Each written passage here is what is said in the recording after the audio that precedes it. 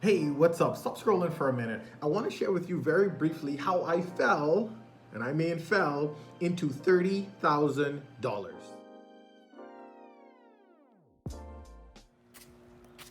So, okay. So I'm at the back street of Charlottesville. I'm about to go down. As I mentioned to you, there is a bit of a decline. And so follow me here. Going down.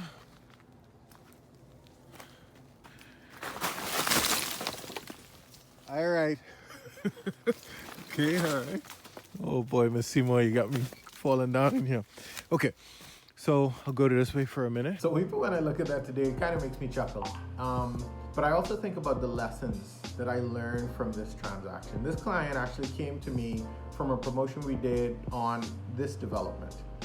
And Coconut Cove is located just off of West Bay Street, immediately adjacent to the Super Value Plaza. And she was gung-ho about it. She was in love with it. I thought the property was sold. And she slept and prayed, and the next day, she was no longer interested in that property, obviously some days in. And we were back to the drawing board. And she was the kind of client, for the most part, we were all over the place. We looked in Jacaranda. We then went from condo options, start looking at houses. We were all over the place. And listen, oftentimes when a realtor starts to deal with that, we lose hope. Cue the sad music. Because we think that this client is unsure about what they want. But I stuck it out with her, and she continued to remind me, Matt, hey, listen, I'm serious, but I just haven't found what I like yet. And so we continued, we persisted, and she had very ambitious goals about what she wanted to achieve for the size lot. Matter of fact, if we were going to do a lot, she wanted the lot to be at about 140,000, which led me to Charlottesville, a development that she loved. And so I was working hard to try to find something in Charlottesville. Matter of fact, we found this lot. I fell down in this lot. Down in this lot. All right.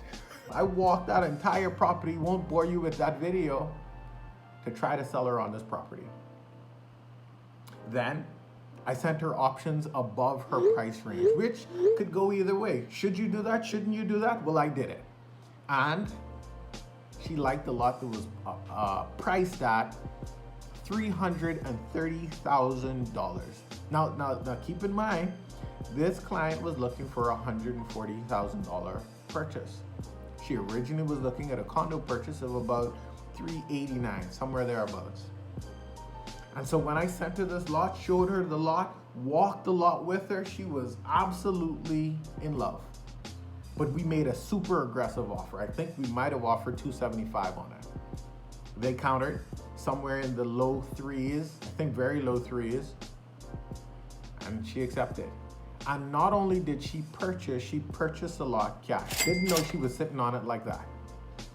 But it's interesting, so many lessons from that. And so lesson number one, stick with clients. But the communication needs to be both ways. The client should say to you, hey, I'm committed to working with you, Matt. I'm committed to making this purchase happen. And as realtors, we need to be persistent and consistent. And so that's the lesson I took from that. Never underestimate anyone, because this lady bought the lot cash.